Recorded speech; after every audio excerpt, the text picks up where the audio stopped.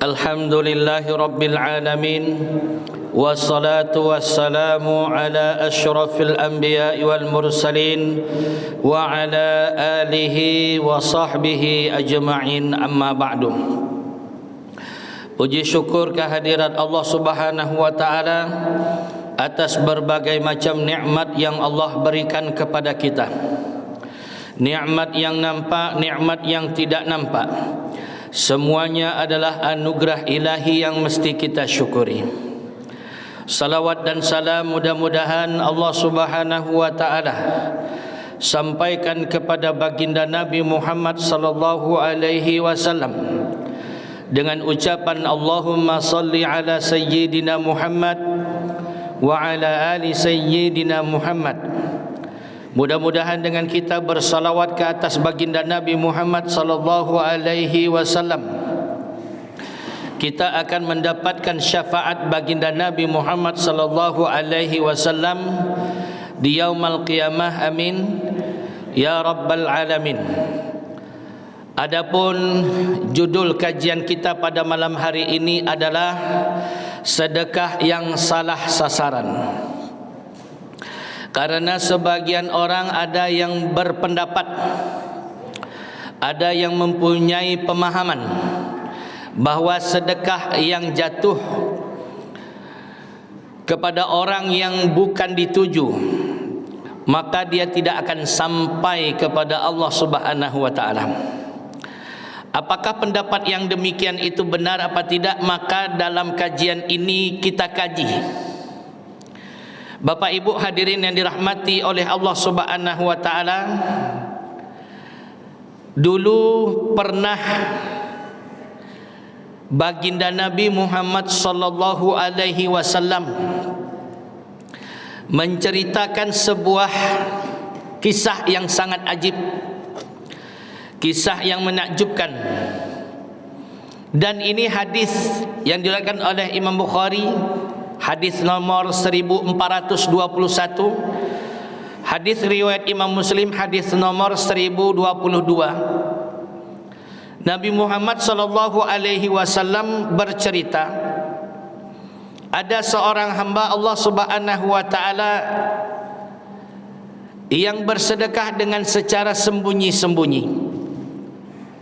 Dia keluar rumah pada malam hari, lalu dicarinya lah orang yang berhak menerima harta sedekahan.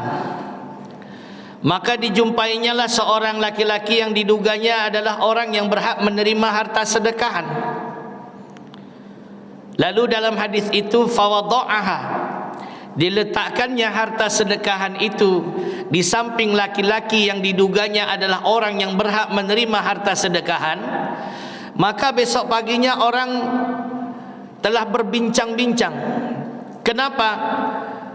Karena tadi malam seorang pencuri telah mendapatkan harta sedekah. Rupanya harta sedekahnya jatuh ke tangan seorang pencuri.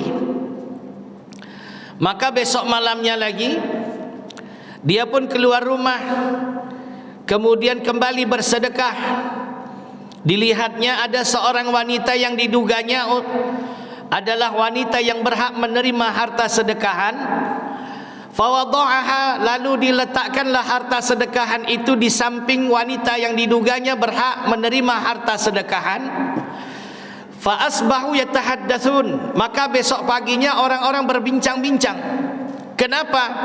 Tadi malam seorang pelacur telah mendapatkan harta sedekah, maka harta sedekahannya itu jatuh ke tangan seorang pelacur.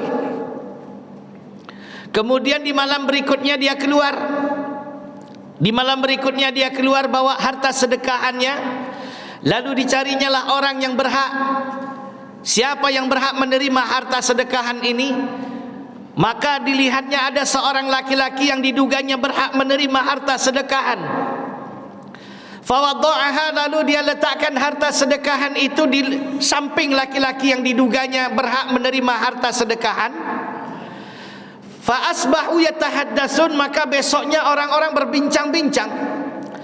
Kenapa tadi malam orang yang kaya raya telah mendapatkan harta sedekahan, maka harta sedekah yang pertama jatuh ke tangan pencuri, harta sedekah yang kedua jatuh ke tangan seorang pelacur, harta sedekahan yang ketiga jatuh ke tangan orang yang kaya raya. Dan dia pun memuji Allah, Allahumma lakal hamdu, ya Allah segala puji hanya untukmu. Maka suatu malam dia pun bermimpi, dan di dalam mimpi itu Allah Subhanahu wa ta'ala mengutus seorang malaikat yang memberikan kabar gembira kepada dia. Apa kabar gembira itu? Kabar gembira itu adalah bahwa harta sedekahannya yang jatuh ke tangan pencuri, yang jatuh ke tangan seorang pelacur, yang jatuh ke tangan seorang yang kaya raya, telah sampai di hadapan Allah dan diterima oleh Allah. Ini pelajaran bagi kita semua, Bapak Ibu, bahwa harta sedekahan atau amalan apa saja, kalau kita niatkan untuk Allah, maka dia akan sampai kepada Allah dan diterima oleh Allah dan dibalas oleh Allah Subhanahu wa ta'ala, meskipun secara zahir, menurut akal kita, menurut logika kita, menurut kacamata kita, tidak tepat sasaran. Lalu malaikat tadi menyambung informasi, memberikan kabar lagi kepada dia. Fa amma sadaqatuka ala sariqin fala'allahu ayyasta'iffa an saraqatihi. Adapun harta sedekahanmu yang kamu sedekahkan ke seorang pencuri, mudah-mudahan dengan harta sedekah itu dia mau bertaubat. Fa amma sadaqatuka ala zaniyatin, maka adapun sedekah kamu yang kamu sedekahkan kepada seorang pelacur itu, fala'allaha antasta'iffa an zinaha, mudah-mudahan dia mau bertaubat dari perzinaan. Fa amma sadaqatuka ala ghaniyin, maka adapun sedekah kamu yang kamu sedekahkan kepada orang kaya raya itu, fala'allahu ya'tabiru fayunfiq mimma a'tahu Allah, mudah-mudahan dia mau mengambil pelajaran dan mau berinfak harta yang telah Allah anugerahkan kepada dia. Maka ternyata benar, mereka bertiga ini bertobat. Pencuri bertobat, pelacur bertobat, orang kaya pun bertobat. Hadirin yang dirahmati oleh Allah Subhanahu wa ta'ala, apa pelajaran yang dapat kita ambil dari sini? Pelajaran yang pertama adalah, di setiap zaman, di kalangan umat ini pasti ada orang yang soleh yang suka bersedekah. Termasuk di zaman kita ini, di antara umat baginda Nabi Muhammad sallallahu alaihi wasallam pasti ada orang yang suka bersedekah dan menjadikan amalan kesukaannya itu adalah menyedekahkan apa yang Allah berikan kepada dia. Yang kedua, pelajaran yang dapat kita ambil, meskipun dalam kacamata kita semestinya harta sedekahan itu tidak sampai ke sana, karena mungkin sebagian orang beranggapan tidak sampai dia kepada Allah. Yang menyampaikan amalan itu bukanlah amalan zahirnya itu, tetapi amalan yang ada di dalam hatinya itu, niatnya itu. Kalau dia bersedekah karena Allah, mencari ridha Allah, maka dia sampai kepada Allah, diterima Allah, dibalas oleh Allah Subhanahu wa ta'ala. Yang ketiga, kita boleh bersedekah meskipun itu adalah seorang pencuri, meskipun itu adalah seorang pelacur, meskipun itu adalah seorang yang kaya raya. Kenapa? Karena boleh jadi dari amalan kita yang tulus mencari ridha Allah, maka dari sebab harta sedekahan itu menyebabkan orang yang mendapatkan harta sedekahan itu mendapat hidayah dan bertobat kepada Allah. Nyatanya 3 orang tadi bertobat. Si pencuri bilang, kenapa aku mesti mencuri? Padahal harta yang tidak diduga-duga datang begitu saja. maka dia berhenti dari mencuri. Pezina begitu juga, pelacur. Kenapa aku menghinakan diri, menjual diri, berzina sebagai seorang pelacur? Harta yang tidak diduga-duga datang begitu saja, dia pun bertobat. Begitu juga dengan orang kaya. Kenapa aku mesti mendapatkan harta sedekahan, padahal akulah yang mesti memberikan harta sedekahan? Hingga dia menjadi orang yang paling dermawan ketika itu. Maka kalau amalan kita itu ikhlas karena mencari ridha Allah, dia akan membias menjadi sebab datangnya hidayah bagi orang-orang yang mendapatkan harta sedekahan tersebut. Hadirin yang dirahmati oleh Allah Subhanahu wa taala, apa pelajaran lagi? Orang yang bersedekah tadi adalah orang yang tidak mau dilihat sedekahannya. Kenapa? Dia telah memilih waktu malam, karena di waktu itu malam tidak seterang kita, tidak tahu siapa yang memberikannya. Maka hamba Allah Subhanahu wa taala ini telah memilih waktu malam untuk melakukan sedekahan, hingga tak seorang pun yang tahu siapa yang memberikan harta sedekah itu. Banyak lagi pelajaran yang berharga dari hadis yang kita bacakan tadi. Orang ini tidak ada kapok-kapoknya bersedekah, sehingga Allah Subhanahu wa taala terima amalnya dan menyebabkan orang lain pun dapat hidayah. Hadirin yang dirahmati oleh Allah Subhanahu wa taala, ada lagi kisah yang ajib. Dulu ada seorang laki-laki yang soleh. Dia ini bekerja sebagai anyaman. Jadi hasil anyamannya itu dijual di pasar. Maka pada hari itu dia telah menjual hasil anyamannya. Dia mendapatkan 1 dirham. Dia mendapatkan 1 dirham. Ketika dia mendapatkan 1 dirham, maka dia pulang ke rumah. Dia ingin memberitahu istrinya bahwa hasil anyamannya sudah terjual dan mendapatkan 1 dirham. Dan 1 dirham ini mau dibelikan makanan apa? Ketika dia pulang, dia melewati 2 orang laki-laki yang sedang bertengkar. 2 orang laki-laki ini sedang memperebutkan 1 dirham. Maka spontan laki-laki yang soleh ini menyedekahkan 1 dirham miliknya. Dan dia tidak punya lagi apa-apa. Dia pun kembali dengan tangan kosong.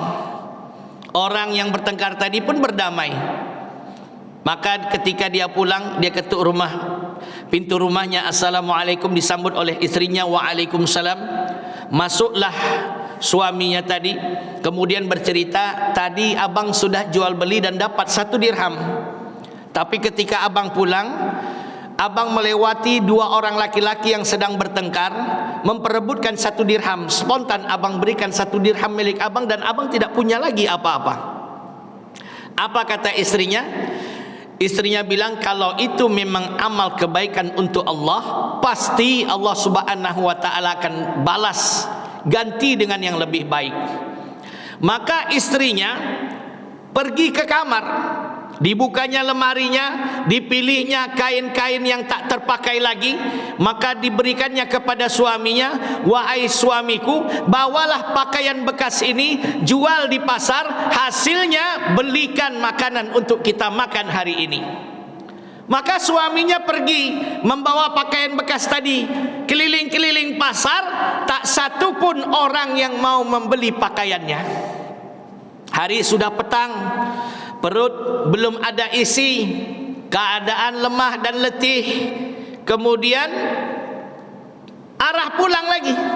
Tapi ketika dia arah pulang, dia melewati penjual ikan, pedagang ikan yang ikannya tidak laku dijual. Kenapa tidak laku dijual? Ikannya busuk. Belum sampai ke meja jual, sudah tercium bau busuknya. Bagaimana orang mau beli ikan tersebut? Maka datanglah laki-laki soleh ini mendekati pedagang ikan itu. Tuan, assalamualaikum. Waalaikumsalam. Tuan, saya perhatikan dari tadi belum ada jual beli. Saya pun sudah keliling-keliling membawa pakaian bekas ini, tak satu pun orang yang membeli pakaian bekas saya. Bagaimana tuan, kalau pakaian bekas saya ini ditukar dengan ikan milik tuan ini? Maka dia pun pikir, hari sudah petang, orang tidak ada beli, keadaan ikan pun sudah busuk. Maka dia pikir, baiklah kalau begitu. Akhirnya disetujui, dibarter, ditukar. Pedagang ikan itu menerima pakaian bekas, sedangkan laki-laki soleh tadi ini mengambil ikan yang sudah busuk. Maka dibawanya lah pulang ikan busuk itu. Dibawa pulang ikan busuk itu, sampai di rumah, assalamualaikum, waalaikumsalam, disambut oleh istrinya. Masuklah bang, diceritakan, dek, abang tadi keliling-keliling menawarkan pakaian bekas, tak ada satupun orang yang mau beli pakaian itu. Ketika abang pulang, abang melewati penjual ikan, dia pun tidak ada jual beli karena ikannya busuk, sebagian busuk. Maka abang tawarkan, maukah tuan tukar dengan pakaian bekas saya ambil ikan tuan. Dia pun berpikir dan menerimanya. Akhirnya terjadilah pertukaran antara pakaian bekas dengan ikan dan ikannya ini. Maka istrinya pun menerima. Istrinya menerima, baiklah bang. Maka ikan tadi dibawa ke dapur, dibersihkan, yang busuk dibuang, yang layak dipakai maka itu yang dipakainya. Maka ketika ikan tadi dibelah badannya, sang istri tadi menemukan batu mutiara dalam badan ikan busuk tadi. Batu mutiara dalam ikan busuk tadi itu seukuran telur ayam. Maka bapak ibu, diberitahukanlah kepada suaminya, abang, kita mendapatkan batu mutiara ini, besok abang tanyakan berapa harganya. Maka hadirin, besoknya si suami telah membawa batu mutiara tadi ke toko perhiasan. Maka di toko perhiasan itu ditanyakan berapa harga batu mutiara ini. Maka di toko perhiasan ini sanggup membeli batu itu dengan harga 60.000 dirham. 60.000 dirham, banyak. Maka saking gembiranya dia pun menangis. Saking gembira dia menangis. Tetapi penjaga toko perhiasan itu pun kebingungan, kenapa menangis? Mungkin harga yang ditawarkan oleh pedagang ini terlalu rendah. Akhirnya dia minta maaf. Tuan, mohon maaf sekiranya saya menawar batu mutiara tuan ini dengan harga 60.000. Kalau tuan mau, silakan datang ke toko yang sana. Maka datanglah dia ke toko yang kedua. Di toko yang kedua ditawar 90.000 dirham. Saking gembiranya dia pun menangis. Orang toko pun kebingungan. Sangka orang toko dia menangis karena terlalu rendah harganya. Kemungkinan begitu. Akhirnya di toko yang kedua bilang, maaf tuan kalau tuan tersinggung, boleh tuan pergi ke toko yang sebelah sana, mungkin dia sanggup untuk menawar harga yang lebih tinggi dari saya. Maka datanglah laki-laki ini ke toko yang ketiga. Di toko yang ketiga itu ditawar 120.000 dirham. Dan orang toko itu mengatakan tidak ada yang berani menghargai di kota ini dengan harga 120.000 dirham kecuali aku. Maka terjadilah kesepakatan. Maka dijuallah batu mutiara tadi itu dengan harga 120.000 dirham. Maka dibawanya lah 12 kantong. Karena satu kantong itu isinya 10.000 dirham. Dibawa 12 kantong. Jadi 120.000 dirham dibawa pulang. Karena orang dulu tuh pakai uncang, pakai kain. Dibawa pulang ke rumah, diceritakan kepada istrinya, wahai istriku, abang telah menjual ini 120.000 dirham. Diceritakan awalnya 60.000, kemudian toko kedua 90.000, sampai di toko ketiga 120.000 dirham. Terjadi kesepakatan, maka dibawa pulanglah 120.000 dirham. Satu kantong 10.000, maka 12 kantong dibawa pulang. Jadi kaya mendadak. Maka hadirin yang dirahmati oleh Allah Subhanahu wa taala, digunakanlah uang itu untuk membeli keperluan makanan dan lain sebagainya. Maka tiba-tiba pintu rumahnya diketuk orang miskin, orang fakir, pengemis.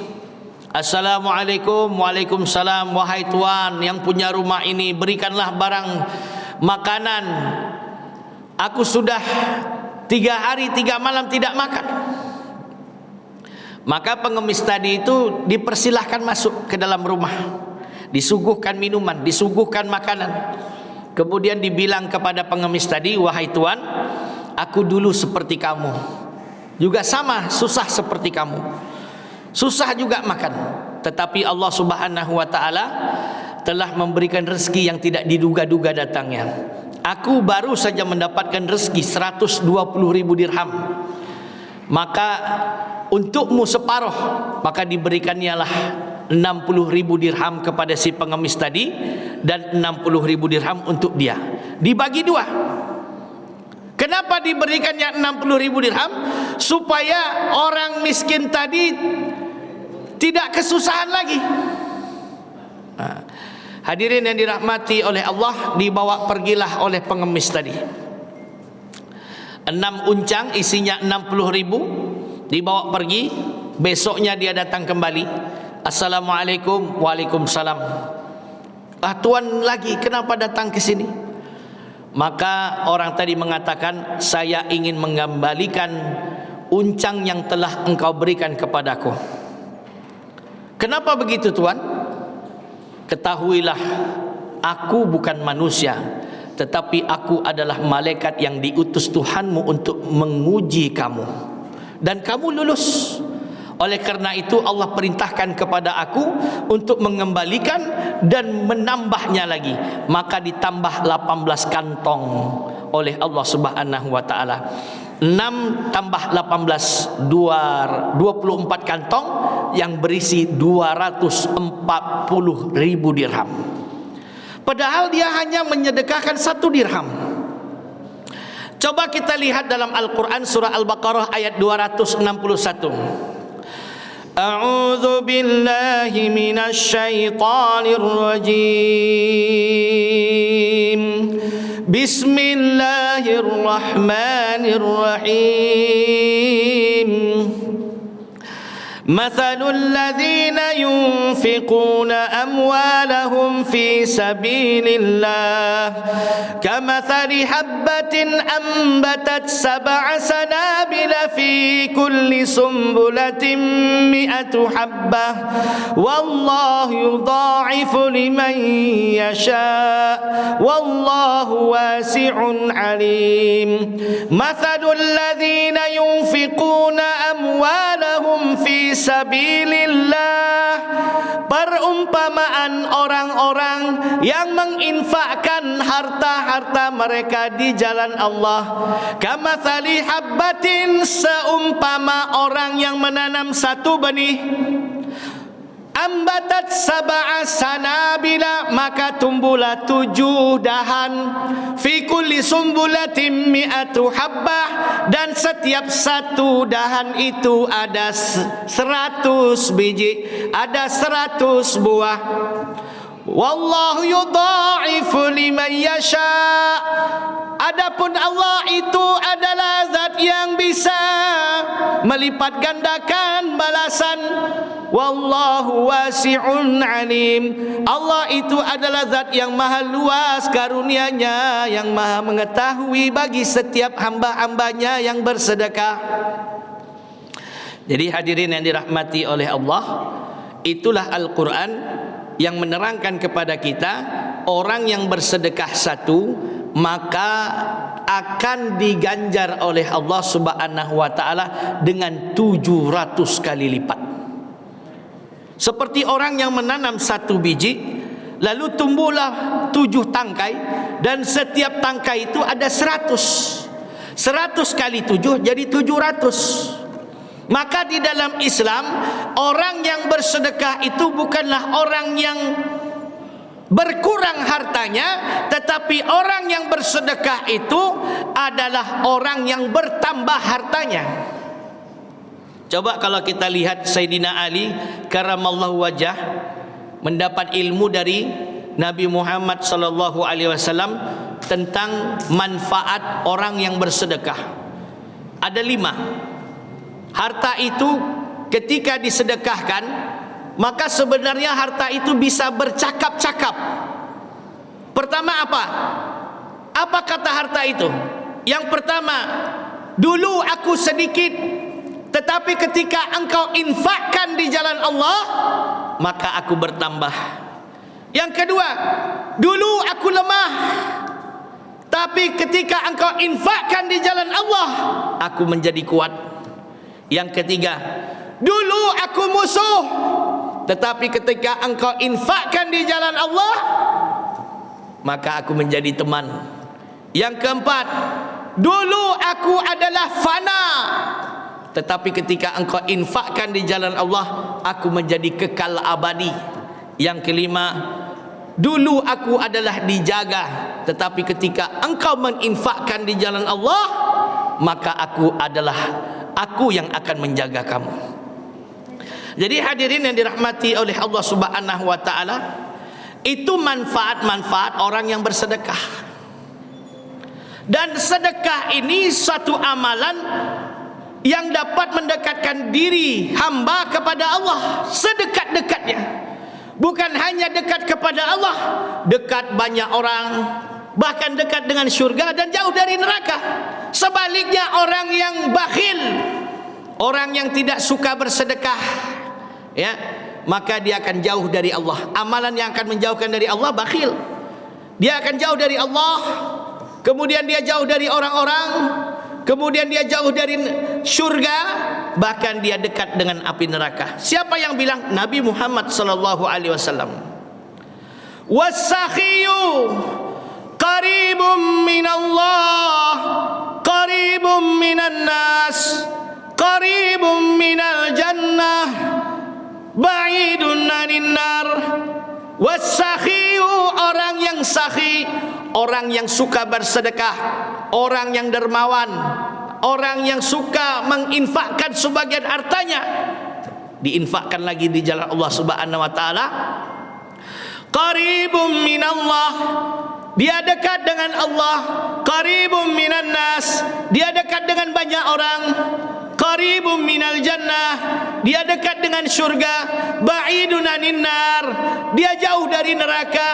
Wal bakhilu, sedangkan orang yang bakhil, ba'idun minallah, jauh dari Allah. Ba'idun minan nas, jauh dari kebanyakan orang-orang. Ba'idun minal jannah, jauh dari syurga. Qaribum minan nar, dekat dengan api neraka. Kemudian di akhir hadis itu Nabi Muhammad sallallahu alaihi wasallam bersabda, al-jakhilus sakhi ahabbu ilallah minal abidil bakhil. Kalau kita artikan, Allah lebih suka kepada orang yang suka bersedekah walaupun ibadahnya biasa-biasa saja, ketimbang orang yang suka beribadah, suka bangun malam bertahajud, suka puasa sunnah, tapi tidak suka bersedekah. Maka lebih Allah cintai orang yang ibadahnya biasa-biasa saja tapi suka bersedekah, ketimbang orang yang rajin ibadah tapi tidak mau bersedekah. Kalau di sini tidak ada kan? Ada. Nah, di sini suka bersedekah semuanya. Amin ya rabbal alamin. Sedekah ini tidak perlu kita kaya dulu. Saya kaya dulu baru bersedekah, tidak. Di zaman baginda Nabi Muhammad sallallahu alaihi wasallam, suatu ketika Nabi Muhammad kedatangan tamu, lalu Nabi Muhammad tidak ada barang sesuatu apapun yang bisa disuguhkan untuk tamu Rasulullah, maka Nabi Muhammad sallallahu alaihi wasallam menyodorkannya di hadapan para sahabat, siapa yang mau menjamu tamu Rasulullah sallallahu alaihi wasallam pada malam hari ini. Maka tegak seorang Ansar, sahabat baginda Nabi Muhammad sallallahu alaihi wasallam, saya wahai Rasulullah. Maka dibawalah tamunya Rasulullah ke rumahnya. Setibanya di rumah, diberitahu kepada istrinya, ini adalah tamunya Rasulullah, kita harus muliakan, kita harus jamu malam ini. Adakah barang sesuatu yang bisa dimakan dari rumah ini, dalam rumah ini? Maka dikatakan oleh istrinya, tidak ada kecuali satu mangkok makanan ini saja, ini pun untuk anak kita, belum makan. Kata suaminya, tidurkan anak kita, nanti setelah tidur keluarkan makanan itu, kemudian nanti tamu kita akan makan. Ketika kami akan makan, maka matikan lampu, aku pura-pura makan, maka setelah makan nanti hidupkan lampu lagi, supaya tamu kita makan dalam keadaan kenyang, tidur dalam keadaan kenyang. Sedangkan suami, istri, anak ketika itu tidur dalam keadaan lapar. Oleh karena itu Allah muliakan sahabat ini. Allah turunkan ayat Al-Quran surah Al-Hasyr ayat 9. Wa yu'thiruna ala anfusihim walau kana bihim khasasah. Mereka lebih mengutamakan saudara mereka sendiri, sedangkan mereka dalam keadaan susah payah. Allah turunkan ayat itu kepada baginda Nabi sallallahu alaihi wasallam. Di malam hari itu suami tidur dalam keadaan lapar, istri tidur dalam keadaan lapar, anak-anak mereka tidur dalam keadaan lapar, sedangkan tamu Rasulullah tidur dalam keadaan kenyang. Maka Allah puji sahabat tadi, wa yu'thiruna ala anfusihim walau kana bihim khasasah. Dibaca ayat itu sampai hari kiamat. Jadi ibu-ibu, bapak-bapak yang dirahmati oleh Allah Subhanahu wa taala, kita bersedekah itu bukan tunggu kita ni banyak harta. Kapan kita mau banyak harta? Maka bersedekah itu bila kita sehat, maka sedekahkanlah apa yang kita mau sedekahkan. Sedekahkan dengan fikiran, dengan doa, dengan tenaga, dengan harta, dengan waktu dan lain sebagainya. Sedekah. Sedekah itu dilipat gandakan, kata Allah. Coba kalau kita lihat dalam kitab Al-Khumasi, Imam Suyuti menjelaskan ada 5 manfaat sedekah lagi. Kalau kita bersedekah kepada orang yang sehat walafiat, maka Allah lipat gandakan 10 kali lipat. Yang kedua, kalau kita bersedekah kepada orang buta atau orang yang tertimpa musibah, maka akan dilipat gandakan menjadi 90 kali lipat. Kalau kita bersedekah kepada dunsanak karib kerabat, maka Allah Subhanahu wa taala akan lipat gandakan menjadi 900 kali lipat.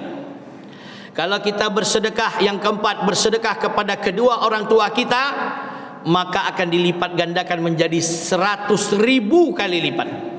Dan yang kelima ni yang paling tinggi, kalau kita bersedekah kepada alim ulama fuqaha, maka Allah Subhanahu wa taala akan lipat gandakan menjadi 900.000 kali lipat. 10, 90, 900, 100.000, 900.000. Maka semua ni kita mesti sedekahkan. Kepada orang sihat 10 kali lipat, kepada orang buta tertimpa musibah 90 kali lipat, kepada karib kerabat 900 kali lipat, kepada orang tua 100.000 kali lipat. Sedangkan kepada para ulama fuqaha, Allah lipat gandakan menjadi 900.000 kali lipat. Enak bersedekah. Zaman Nabi Musa alaihi salatu wasalam, ada suami istri miskin. Dia bilang kepada suaminya, "Bang, capek kita miskin. Kita berusahalah keluar dari kemiskinan. Bagaimana caranya?" Maka dia teringat Nabi Musa alaihi salatu wasalam adalah nabi yang bisa berdialog langsung kepada Allah. Besok pagi kita datang kepada dia, mengadu dan minta doa. Maka besoknya dia datang kepada Nabi Musa.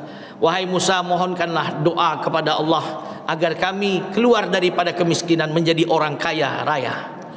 Maka Nabi Musa pun menghadap kepada Allah, berbincang, berdialog dan berdoa kepada Allah. Lalu Allah ijabah.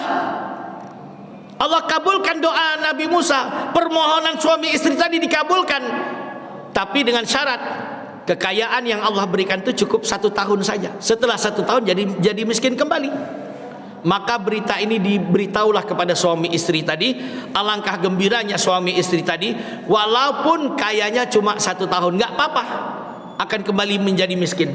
Maka hadirin yang dirahmati oleh Allah Subhanahu wa taala, tiba-tiba mendadak harta yang tidak diduga-duga datang, bagaikan air yang mengalir deras, menjadi orang yang kaya raya.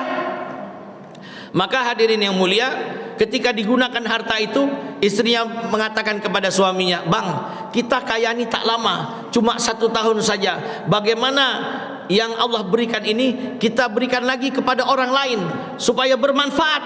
Baiklah dek. Akhirnya dibangunnya rumah besar, rumah singgah bagi musafir. Dibuatkannya 7 pintu. 1 pintu ini menjurus ke 1 jalan. Ada 7 jalan. Jadi setiap musafir yang datang melewati pintu-pintu itu, ada 7 pintu, dan dilayani secara gratis, makan minumnya dan lain sebagainya. Maka lewatlah 1 tahun, tapi tetap kaya. Nabi Musa pun bingung. Wahai Allah, engkau berjanji bahwa kekayaan itu engkau berikan hanya setahun, tapi ini lebih dari setahun. Bagaimana dia tidak kembali lagi miskin, tetap kaya? Apa jawaban Allah Subhanahu wa taala? Dia memohon kepadaku, wahai Musa, aku berikan kekayaan itu lewat 1 pintu.